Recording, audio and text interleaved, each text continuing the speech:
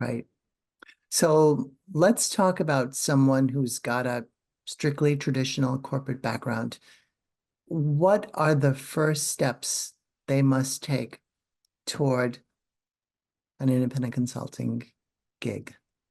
So I think it's stepping back and figuring out what value do you offer? What can you bring to an organization? What's your knowledge base?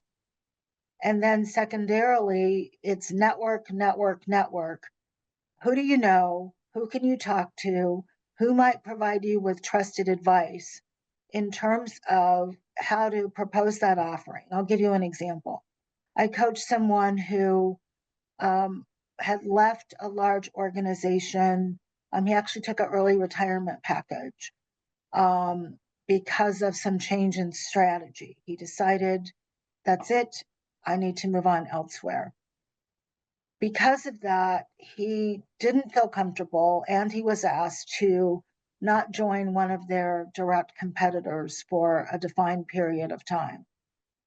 And he looked in he had some interviews, I'll say, but because he didn't grow up in that industry, he wasn't gaining any kind of traction and really finding something different, quote unquote. He had a friend, an ex colleague who had left that organization, and he said, I have an idea. We could really use your help over here. We're just about to launch a different distribution process of our products and no one here knows anything about doing that. You know the client base that we're going after. It was a windows and door replacement. So as opposed to going directly to the customer, they were wanting to sell through Lowe's and Home Depot and the like. So similar customer base, but very different product that this executive knew about. So he came in as a consultant to help them. So, come in, understand it, give us your ideas, help us put together a plan. It was a 60-day gig, it was a 90-day gig, it was a 6 month gig. And then he called me and said, you know what? I think they want to hire me. I think they're going to offer me a position. Because since we spoke, we now have the sales structure of what it's going to look like. We've been talking about identifying the kinds of people they need to have on board. And now they realize they need someone to run it.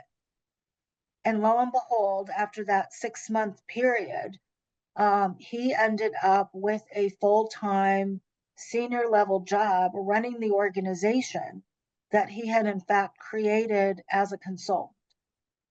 And so he was able then to stay there until that timing was up and then have a wider choice at that point of where he wanted to go, plus the addition of additional industry experience. So he broadened his skill base and possibilities through consulting that led to a full time job. And I've It's had that happen more than once. it's a great story, and it kind of highlights a concern, right, that a lot of executives have, which is, well, I need to focus on my job search. I can't be out there promoting myself as a consultant. It at times seems like it's two different things. Tell us how it really isn't. I think you addressed it a bit with the story, but more precisely, what is it about, for example, communicating your value that is just good, full stop, and helps you get noticed and get the kinds of opportunities that you either want or, weren't really expecting, but are very welcome, right? Right. Well, communicating your value, assuming that you're clear on what your value proposition is and what you bring to the table, is necessary regardless. That you have to know yourself. So, accurate self awareness, having a clear value proposition and story to communicate is important regardless of the role that you're taking on, whether it's a corporate title and a full time role, or whether you're coming in as a consultant, a thought leader to provide something to that organization. So that's sort of necessary regardless of what you're doing.